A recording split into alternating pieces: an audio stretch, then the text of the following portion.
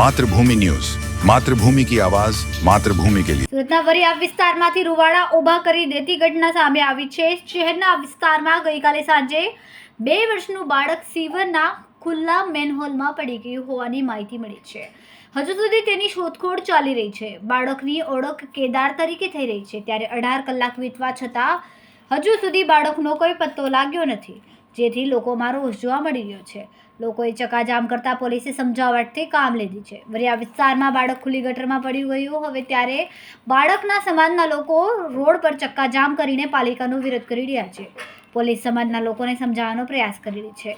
અત્યારે કોઈ વિરોધ કરવાનો કોઈ મતલબ નથી। એકવાર બાળક મળી જાય ત્યારબાદ જે પણ અધિકારી કે કર્મચારી હશે તેના વિરોધમાં જરૂરથી કાયદેસરની કાર્યવાહી થશે, પરંતુ હાલ રોડ ચક્કાજામ કરવા યોગ્ય નથી।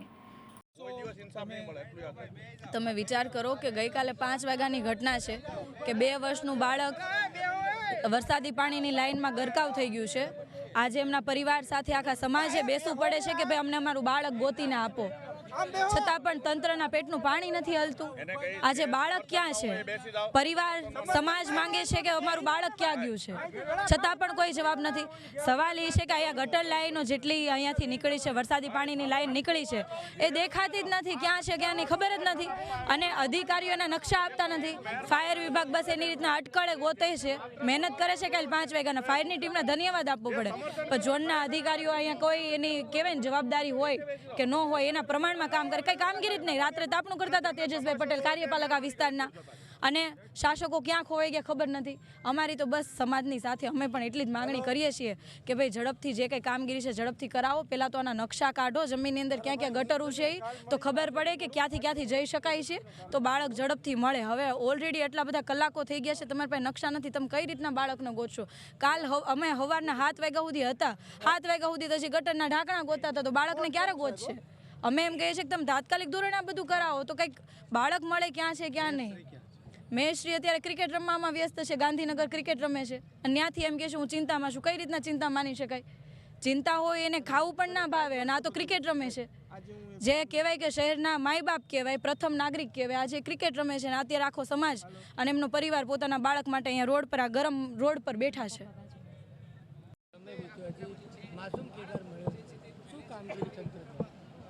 ખૂબ દુઃખદની ઘટના છે। માસૂમને શોધવા માટે, બાળક શોધવા માટે ફાયરની ટીમ દ્વારા, સુરત મહાનગરના તમામ અધિકારીશ્રીઓ દ્વારા એને ખૂબ જેમત ઉઠાવીને રાતભરથી જ્યાંથી ખબર પડે તે સમયથી લઈને તમામ તે જે જગ્યા પરથી બાળક પડી તે જગ્યા પરથી લઈને એની જે દિશામાં આગળ ગટર લઈને જાય છે આ દિશામાં એની શોધખોળ ચાલુ છે। અમે સૌ કમનસીબ છે કે જ્યાંથી હજુ બાળકને કોઈ પણ પ્રકારની તપાસ નથી, પરંતુ એમાં ગટર લાઈન હોવાના કારણે ખૂબ ઊંધી લાઈન છે, અને આપ જોઈ રહ્યા છો લગભગ 10-12 જેટલી ફૂટ એની ઊંધી લાઈન છે, અને એમાં પાણી ખૂબ ભરાવાના કારણે એમાં બાળક મળી શકતા નથી। એના માટે ફાયરની ટીમ, ફાયરના જવાનો દ્વારા તમામ પ્રકારના પ્રયત્ન કરવામાં આવે છે। આપ જોયું જેટ મશીનથી પણ પાણીનું પ્રેશર મૂકી એને આગળ પણ પ્રેશર કરીને મૂકવા માટેનો પ્રયત્ન ચાલી રહ્યા છે।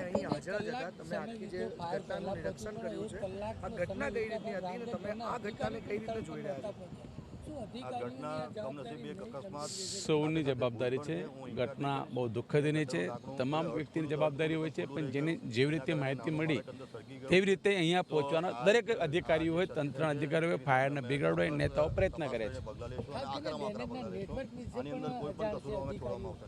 જાણકાર છે ડ્રેનેજનું નેટવર્કનું તમામ પ્રકારનું પ્લાન નકશા સાથે ઉભો રહીને ફાયર બ્રિગેડ સાથે ચર્ચા કરીને એને આ દિશામાં જવા માટેની પણ સૂચના કરવામાં આવી છે, અને એવી રીતે ફાયરના પણ જવાન કામગીરી કરી રહ્યા છે। ભૂલના કારણે એક બાળકને જીવ ખોનો વારો આવી શક્યો છે, પરંતુ આમાં ગઈકાલથી સાંજના 6 વાગ્યાથી એસએમસીના ફાયરના જવાનો ખડે પગે કામ કરી રહ્યા છે। એસએમસીના અધિકારીઓ પણ સ્થળ પર હતા, અમારા ચૂંટાયેલા પ્રતિનિધિઓ, હું ખુદ 18 કલાકથી અહીંયા છું, અમે સ્થળ પર છીએ। અને આમાં કમનસીબે પાણીના પ્રવાહના કારણે અને સ્ટોર્મ નેટવર્ક સીધું ખાડીમાં મળતું હોવાના કારણે બાળકનો પત્તો હજુ સુધી મળી શક્યો નથી, પરંતુ હવે આ જે ડ્રેનેજ નેટવર્ક જે છે એની અંદર પણ આપણે જેટિંગ મશીન લાવીને પાણીના પ્રેશરથી બાળક પમ્પિંગમાં મળી જાય એ પ્રકારની કામગીરી કરવામાં આવી રહી છે। ગટર ખુલ્લી નહોતી એ વાત મેં અગાઉમાં રિપીટ કરી છે। ગટરનું ઢાંકણું ખુલ્લું હતું, ગટરનું ઢાંકણું તૂટી ગયું હતું, અને તૂટેલું ઢાંકણું એને ભારે વાહન જવાના કારણે અર્ધ ખુલ્લું થઈ ગયું હતું, અને એના કારણે બાળક નાનું હોય એ અંદર સરકી ગયું હતું। અમને અમારું બાળક જોઈએ બસ। તમે ગલતી કરી છે, તમારી ભૂલને કારણે અમારા બાળકનો જીવ ગયો છે. અમને કોઈ બી સંજોગોએ અમને અમારું બાળક આપો, બીજું કાંઈ નહીં. અમને કોઈ વાદ વિવાદમાં, કોઈ પક્ષપાતમાં અમને કોઈ રસ નથી. અમને માત્ર એટલી જરૂર છે કે અમને અમારું બાળક આપો. કાલે સાંજના 5 વાગ્યાની વાત છે.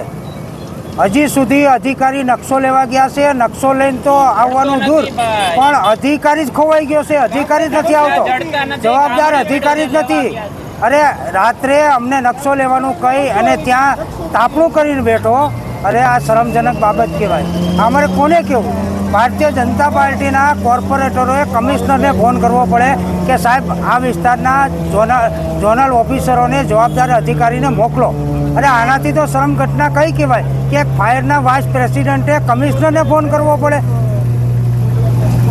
તો ચૂંટાયેલા પ્રતિનિધિ શું કામના? અરે અમને તો નરેન્દ્રભાઈ પર એટલો ગૌરવ થયો કે એક રિંગ ઉપર એ માણસ 10 મિનિટની અંદર સ્થળ ઉપર આવ્યો ને એ માણસ આવ્યા પછી ફાયર બ્રિગેડ આવે છે, પછી ઝોનલ અધિકારીઓ ખાલી સીન સપાટા કરીને વયા જાય, પછી ઉભો કરે છે, આની ઉપર નાખે, ઓની ઉપર નાખે છે. આ શું છે ભાઈ? અરે કોઈ રાજનેતાનો છોકરો જો મર્યો હોત ને તો આ ધરતી છે ને 24 કલાકની અંદર ખોદી નાખી હોત. મર્યો હોય છે આગળ ધારાસભ્યનો, સાંસદનો કે સીઆરનો, કોઈ ભાણિયો કે ભત્રીજો કે છોકરો મર્યો હોય છે ખબર પડે. અત્યારે અમારો બાળક એક સામાન્ય નાગરિકનો બાળક ગયો છે ને, મારા સમાજનો દીકરો ગયો છે ને, એટલે બાકી આગળ નેતાનો છોકરો ગયો હોત ને તો આ ગટર ગોતવી ન પડત, રાતોરાત ખોદાઈ ગઈ હોત. અત્યારે કામગીરી બસ અમારી એટલી જ છે કે અમને પહેલાં અમારું બાળક આપો, પછી અમે આગળની જે પણ કાર્યવાહી કરવી પડશે, જેને પણ સસ્પેન્ડ કરવા પડશે એ અમે કરવા માટે પણ તૈયાર છીએ. આખો સમાજ એક થઈ, એક સમાજ ને એક સમાજ, અમારી તાકાત, અમારો સમાજ. ખૂબ જ ટૂંકા સમયમાં માતૃભૂમિ ન્યૂઝ OTT પ્લેટફોર્મ અને મેગા સિટીમાં કેબલ નેટવર્ક સાથે જોડાઈ જશે. તો જોતા રહો માતૃભૂમિ ન્યૂઝ.